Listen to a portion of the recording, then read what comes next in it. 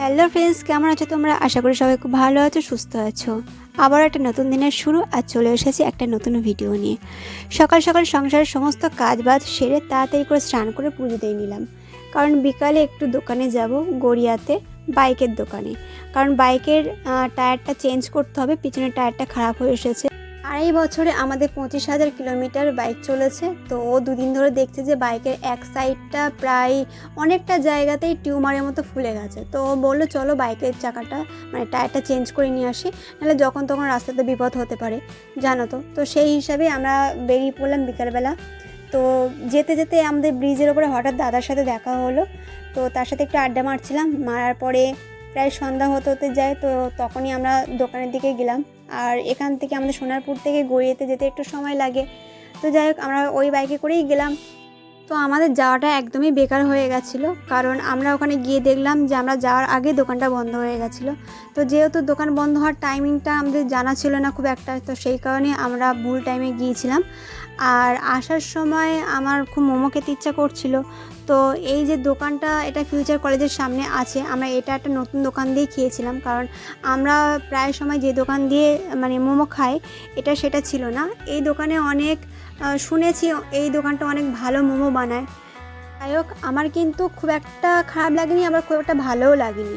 আর মোমোর স্যুপটা সত্যি কথা বলতে আমার একদমই ভালো লাগেনি, কারণ মোমোর স্যুপটা আমার কাছে জলের মতো লেগেছিলো। মোমোটা কিন্তু ঠিকঠাকই লেগেছিলো। তো যাই হোক, আমরা মোমোটা খাওয়ার পর বাড়ি চলে আসলাম। আর বাড়িতে এসে শুনলাম যে মা বললো যে ডিমের কষা করবে রাত্রের জন্য, আর রুটি করবে, আর চিচিঙ্গে আলু আর মানে চিংড়ি মাছ দিয়ে একটা তরকারি করবে। তো সেই মতো আমি চেঞ্জ করে সব কিছু কাটাকাটি শুরু করে দিলাম, কারণ রান্নাটা মাই করবে। আর আমাদের যেহেতু রান্না করতে করতে অনেকটা টাইম লেগে যায়, 11টা বেজে যায়, 11টা সাড়ে 11টা বেজে যায়। তো সেই মতো আমি কিন্তু তাড়াতাড়ি করে চেঞ্জ করে সবজি টবজিগুলো তাড়াতাড়ি করে কেটে দিলাম। আর এদিকে মা রান্নাটাও বসিয়ে দিল। তো চলো আমি কী কী কাটছি তোমাদেরকে দেখিয়ে দিই। প্রথমে আমি একটু চিচিঙ্গেটা এইভাবে দেখো, চিচিঙ্গে ছুলে নিলে না, ভালোভাবে ছুলে নিলে তাহলে কী হয়, তাড়াতাড়ি করে ওর মানে চিচিঙ্গের যে খোসাটা সেটা কিন্তু উঠে যায়। বটি দিয়ে অতটা কষ্ট করে করতে হয় না, চাকু দিয়ে করলে তাড়াতাড়ি হয়ে যায়। তো দেখো আমি কাটাকাটিটা প্রায় কমপ্লিট করে ফেলেছি। আর চিচিঙ্গা কাটার পরে আমি আলুটাও সাইজ করে কেটে নিয়েছিলাম।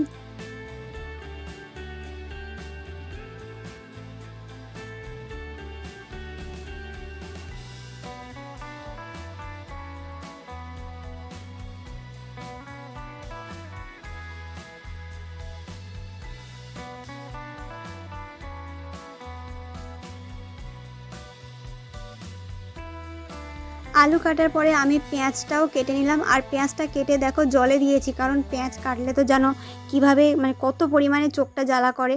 তো পেঁয়াজগুলো কেটে আমি আগে জলে দিয়েছিলাম, তারপরে সব পেঁয়াজগুলো জলে দেওয়ার পরে তারপরে জল থেকে জল ঝারিয়ে আমি একটা একটা করে সব পেঁয়াজগুলো কুচি কুচি করে কেটে নিয়েছি। তো আমার সবজি কাটতে কাটতে মা ওদিকে ডিম আর আলুটা গ্যাসে বসিয়ে দিয়েছিল, তো ততক্ষণে সেটাও সিদ্ধ হয়ে এসেছে। তো সবজি কাটার পরে আমি আলুর খোসাগুলো ছাড়িয়ে ফেললাম আর ডিমটাও ছাড়িয়ে ফেললাম।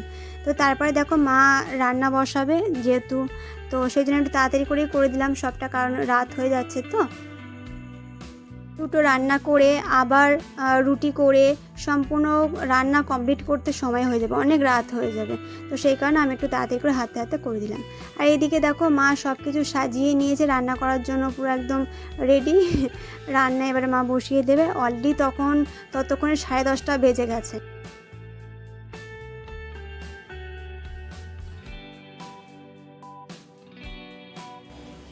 হ্যালো বন্ধুরা, তো চলো এবার আমি তোমাদেরকে দেখাই যে মা এখন কি রান্না করছে।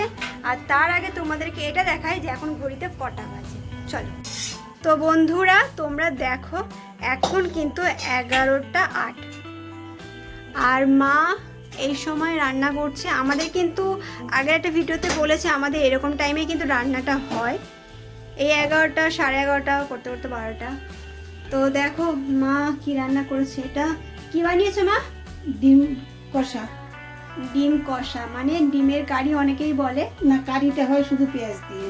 আচ্ছা, এটা ডিম কষা। এর মধ্যে কি কি দিয়েছো তুমি? এর মধ্যে আলু, টমেটো, পেঁয়াজ, আদা বাটা, জিরে, ধনে, কাশ্মীর লঙ্কা, আর কি কি দিয়েছো? পেঁয়াজ, যেরকম দেয়। রান্নাটা হয়ে গেছে, এবার তুমি কি করবে বলো? এটা এই চিচিঙ্গে কাটা আছে, এটা তুমি কি হ্যাঁ, করবে? এবার চিচিঙ্গে দিয়ে চিচিঙ্গে আলু চিংড়ি দিয়ে একটা মাখা মাখা তরকারি করব। মায়ের ওদিকে রান্না করতে করতে আমি এদিকে আটাটাও মাখিয়ে নিলাম, কারণ যত তাড়াতাড়ি মাকে সাহায্য করতে পারবো তত তাড়াতাড়ি কিন্তু রান্নাটা কমপ্লিট হয়ে যাবে, কারণ অলরেডি 11টা বেজে গেছে। আর এদিকে দেখো মাম্মাম কি করছে, আমি আটা মাখাচ্ছি আর ও বসে বসে একদম পুরো থালার মধ্যে মুখ দিয়ে বসে বসে দেখছে। ও কিন্তু তখন খাচ্ছিল, খাওয়া বাদ দিয়ে এক গান চলছে ফোনেরতে, তো ও নাচছে, খেতে খেতে নাচছে আর দেখছে। তো যাই হোক, আমাদের রান্নাবান্না কমপ্লিট, তো এবারে খাওয়ার পালা। আমরা সবাই খেতে বসে গেছি। যেহেতু সবাই একসাথে খেতে বসেছিলাম, তাই সবাই মিলে নিচেই খেতে বসে গেছি, কারণ টেবিলে সবাইকে একসাথে জায়গা ধরতো না। তো চলো, আজকের ভিডিওটি ছিল এই পর্যন্ত, দেখাবে পরের ভিডিওতে।